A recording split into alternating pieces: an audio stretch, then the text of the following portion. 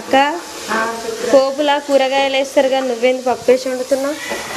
పప్పు వేస్తే మంచిగా నూనెలో పప్పు ఫ్రై అయితే మంచి టేస్ట్ వస్తుంది అన్నమాట.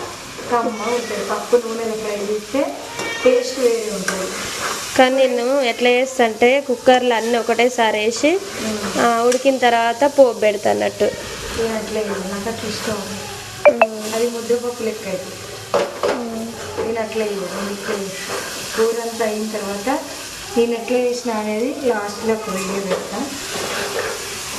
చూసిరా ఇక్కడైతే అక్క పప్పు ఇంకుతుంది. నూనెలు మంచిగా ఫ్రై చేసి. మీరందరూ ఎట్లా చేసుకుంటారు మరి? అంత ఒకటేసారి చేసుకొని పోపు పెట్టుకుంటారా లేకపోతే ఇట్లా పప్పుని నూనెలా ఫ్రై చేస్తారా? కామెంట్ అయితే వేయండి. ముక్కలు దాంట్లో పప్పులు వేసేస్తుంది. మీరు ఎవరైనా ఇట్లా చేస్తే మాత్రం కామెంట్ చేయండి ఫ్రెండ్స్.